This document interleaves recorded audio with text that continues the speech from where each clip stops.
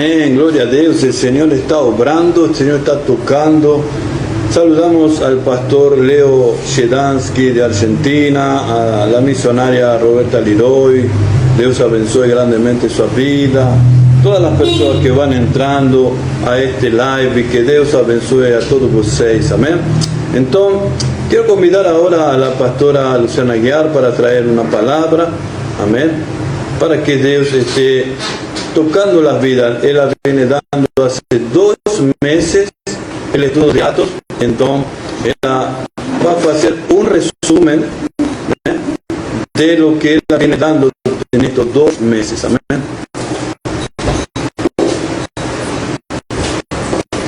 Boa tarde, paz de Cristo, prazer novamente estar com todos os irmãos aqui e estamos muito contentes nessa tarde. Nós estamos aqui também com o pastor Vanderlei, né? Seja bem-vinda, sua esposa, seja bem-vinda, né? E aqui na nossa live nós estamos com a nossa querida missionária Roberta Lirol, sempre conosco, né, minha querida? Que Deus te abençoe, prazer aqui novamente estar tendo a sua companhia aqui nesses estudos. E a gente fala daqui do livro de Atos, né? O livro de Feitos, onde nós baseamos os nossos passos como igreja, né? Onde nós temos a nossa referência sobre o que Jesus nos mandou fazer, ide por todo mundo pregar o evangelho. Ele não falou fique em algum lugar preso e pregar o evangelho, mas ele falou viva, vá, por onde você passa, você prega o evangelho. E ele deixou a sua missão aqui encarregada tanto aqueles primeiros discípulos, aos apóstolos, aos mártires, como ele deixou essa missão para nós, para todos aqueles que são discípulos, seguidores, para todos aqueles que são cristãos.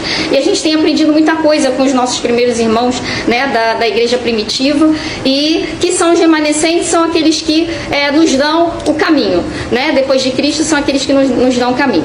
E a gente parou no capítulo 12, né?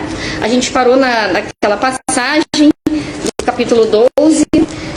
Hoje eu vou estar sendo bem sucinta, porque a gente tem aqui o nosso pregador hoje, que vai nos trazer uma palavra abençoada, então não quero tomar muito tempo. Ele tem bastante coisa aí para nos abençoar, mas só para a gente não perder aqui o fio da meada, capítulo 11, aliás, né? Nós falamos aqui, versículo 27. Naqueles dias eram alguns profetas de Jerusalém para Antioquia. Antioquia ali, aquele lugar onde, né, primeiramente, os nossos irmãos foram chamados de pequenos cristos, de seguidores de Cristo, né, os cristãos. E apresentando-se um deles chamado Ágabo, né?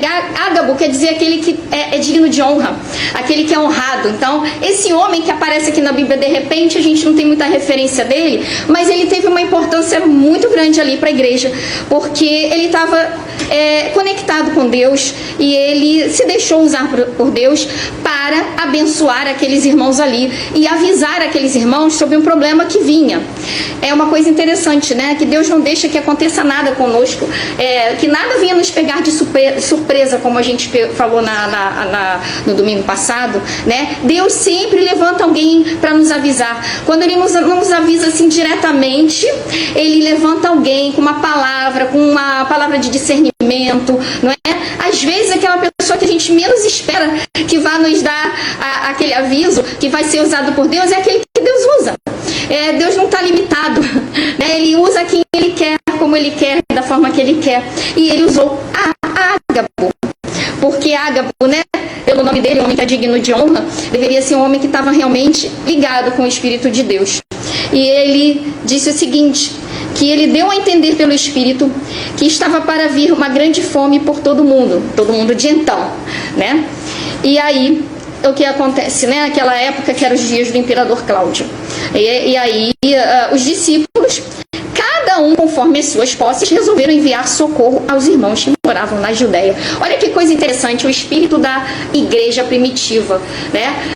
A gente não vê aqui cada um correndo para defender o seu. A gente vê uma igreja que pensa no outro.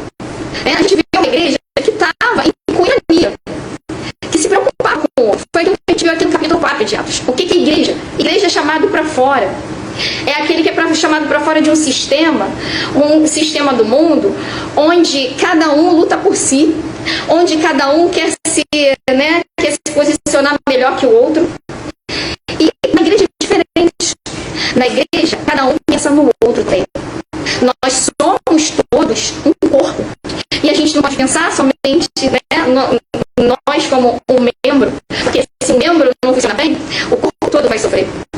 E é esse entendimento que a igreja primitiva deixa hoje para a igreja atual. E que muitas vezes a gente não tem visto isso, né? Mas se a gente for pensar bem nesse âmbito aí, a igreja aí pelo mundo, ou pelo menos aqueles que se dizem igreja pelo mundo, parece que se foram formando várias religiões diferentes, denominações diferentes, e cada um pensa de uma forma. E cada um pensa somente que o reino de Deus é só seu. Mas olha só que bonito esse exemplo da igreja. Deus levanta alguém, avisa que estava para vir uma grande fome. E o que aqueles irmãozinhos resolveram fazer, né? O que eles fizeram?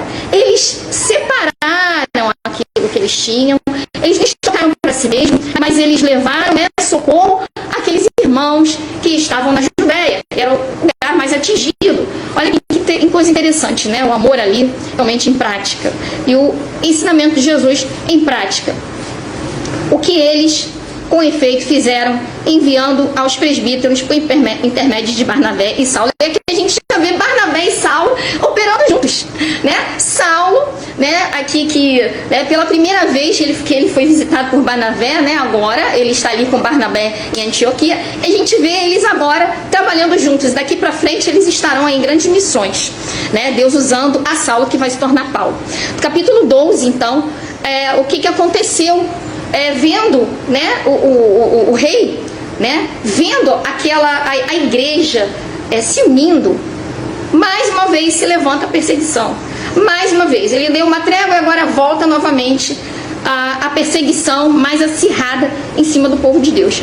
Vendo que eles estavam se mobilizando, né, a organização que eles estavam começando a ter.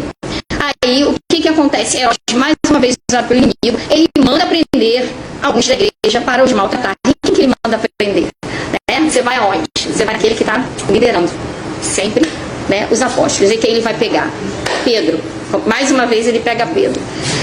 E ele faz passar a fio da espada. Ele mata Tiago, irmão de João. E é mais um mártir do primeiro Estevão. E agora vem o nosso, né, o nosso amado Tiago, irmão de João, que foi ali um homem importante, né, daqueles discípulos. E com isso ele tenta então atemorizar aqueles cristãos mais novatos, né? Ele, tirando, né, os cabeças, ele pensou que ele ia acabar com o evangelho, ia acabar com a propagação do nome de Cristo, né? Já que Jesus, ele não conseguiu apagar ainda que ele achava que havia morrido, mas ele ressuscitou. Então ele, não, vamos pegar esses cabeças aí, vamos tirar eles, porque a gente acaba com o evangelho. Mas aqui chegou o evangelho até nós, até hoje estamos aqui. Parece que o sangue derramado de Tiago foi como se fosse um adubo para que frutificasse, para que germinasse, frutificasse mais ainda. Tiago, aquele sangue, ele germinou a palavra, o sangue desses homens, né, como mártires. E acabou que, em vez de terminar com a igreja, o que acontece? Aí mesmo que a igreja começou a crescer mais ainda. Vendo ser isso agradável aos judeus, Herodes matar a Tiago, prendendo também a Pedro. Prosseguiu prendendo também a Pedro. E era os dias dos pães asmos. Então na festa, né, ali dos pães asmos, ele manda para que pudesse, né, já que tá todo mundo reunido ali, né, é uma festa importante, é um lugar, uma data importante, vai chamar mais atenção. Ele manda prender a Pedro. E tendo feito o prender, lançou no cárcere, entregando a 4 escoltas de 4 soldados de cada uma, para guardarem, tensionando apresentarem ao povo depois da Páscoa. Interessante, né? Que Jesus falou, né? O que fizeram comigo, vão fazer com vocês. Ele avisou. Olha só, bem parecido, né? O que aconteceu? Não foi com Jesus durante a Páscoa que ele foi apresentado ao povo? Ele não foi preso ali? Ele não foi apresentado durante a Páscoa? A mesma coisa, então, Herodes fez com Pedro. E ali, Pedro, ele deve ter passado pela cabeça dele, olha, Jesus avisou, né? Que assim como fariam com ele, a gente passaria também pelas mesmas coisas. Os mesmos milagres nós íamos operar, né? E coisas maiores nós faríamos. Mas também, Jesus nunca escondeu que passaríamos por momentos difíceis, por perseguições e pelas mesmas perseguições que eles. Hoje em dia, né, a gente reclama às vezes de tantas coisas que vêm sobre as nossas vidas, e às vezes a gente fica tão triste, né? Puxa, o inimigo está perseguindo, puxa, eu estou passando tal dificuldade. Mas olha só, Jesus, ele não enganou ninguém, né? Ele falou que a gente ia ter aflições. E olha o que esses irmãozinhos na igreja primitiva, eles passavam, né? Eles não podiam abrir a boca para falar de Cristo quando a coisa estava começando, né, a crescer, quando o evangelho está começando a expandir. Satanás usava o coração tanto daquele rei quanto daqueles religiosos da sua época, né, que na verdade eles deveriam ter abraçado a Cristo, né, porque ele veio para os seus, mas aí aqueles que ainda continuavam o rejeitando, eles eram usados pelo inimigo para poder abafar o evangelho. E como eles sofriam, e hoje em dia nós vemos que todo mundo pensa que estar com Cristo é só vitória, né? As pessoas pensam, é só vitória, é só bênção. Claro que é só bênção, claro que é uma vitória, mas há os momentos de aflição. E que bom quando a gente é perseguido e a gente é mal compreendido, porque se a gente estiver indo na mesma direção do mundo, na mesma margem, né, tem alguma coisa errada.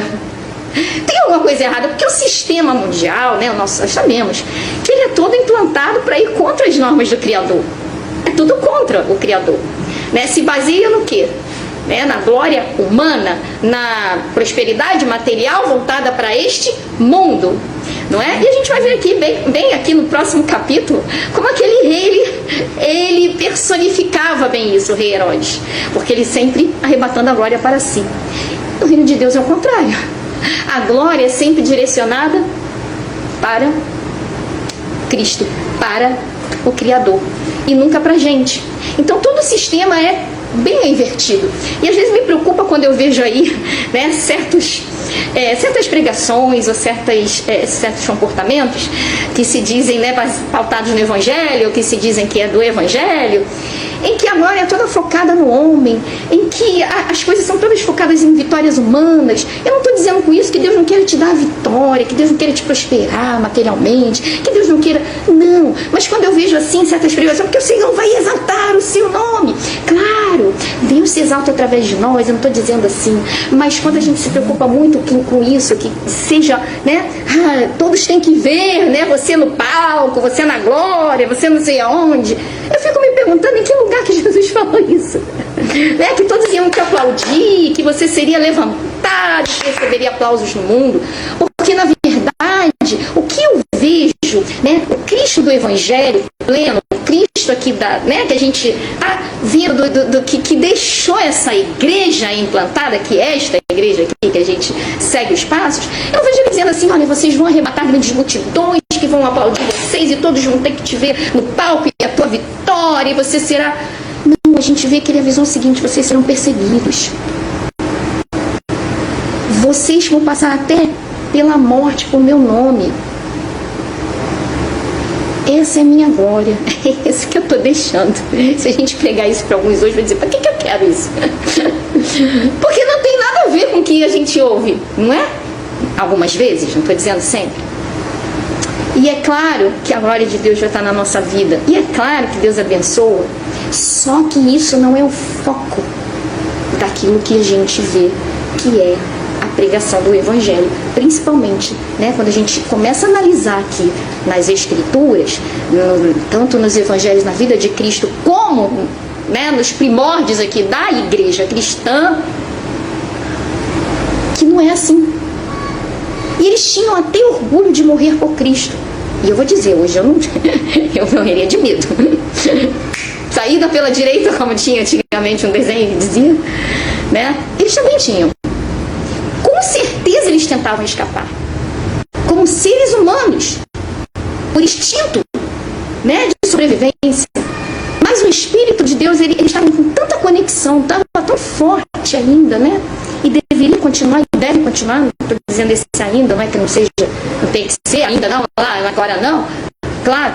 Mas a gente vê que eles estavam ainda, né? Que mesmo assim eles não se portavam, chegava uma hora que eles se deixavam mesmo matar por amor a Cristo, né?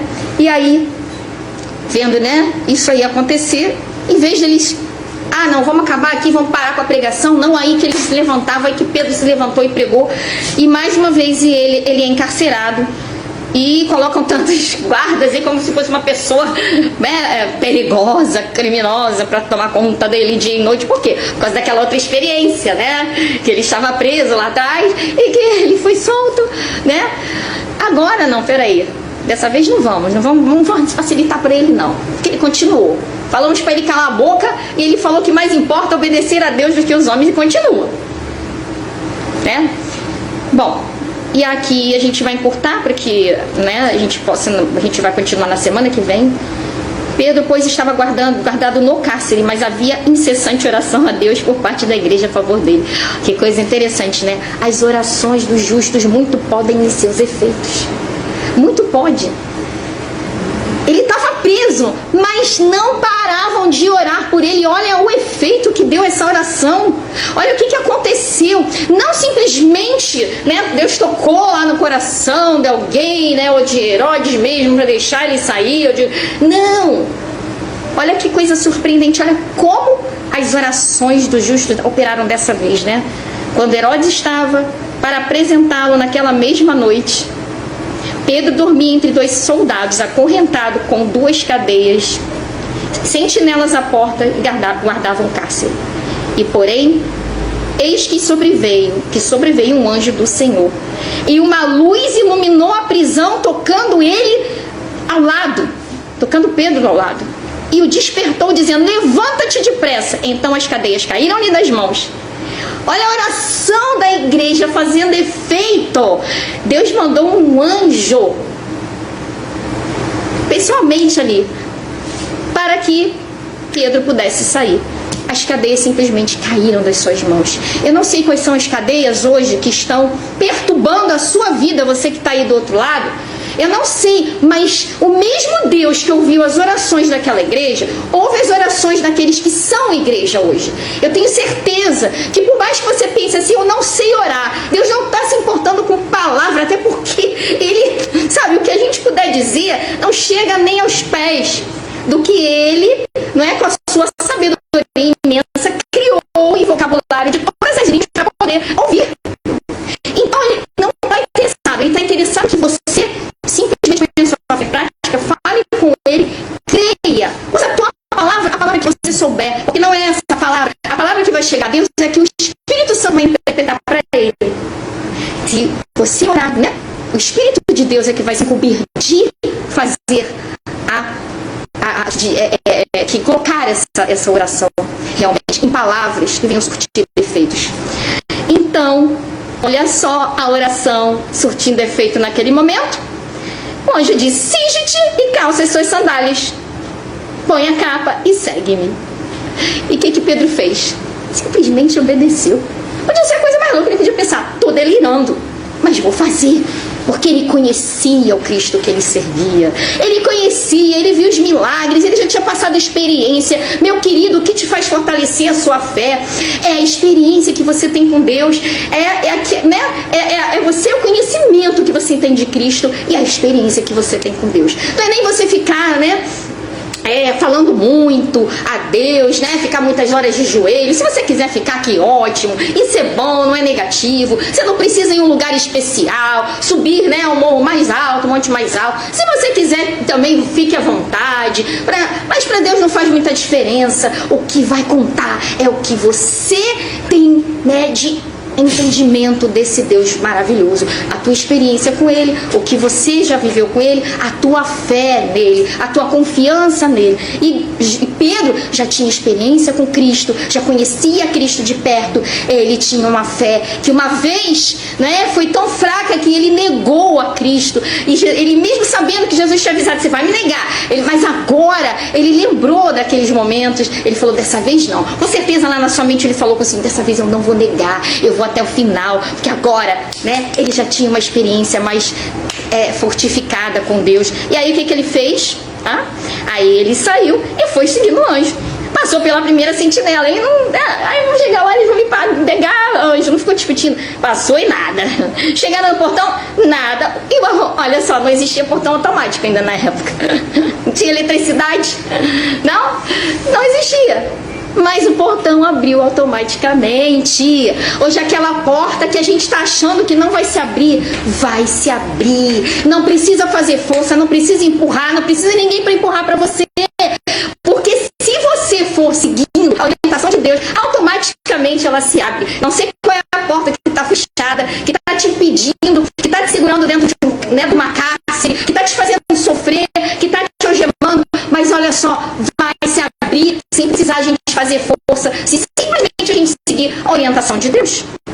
Aleluia. A gente não pode fazer, né, de acordo com a nossa orientação. A gente tem que seguir a orientação de Deus. E o anjo estava lá mostrando o caminho para ele. E foi. Não ficou, não. Foi. E aí o que acontece? O que acontece que saiu?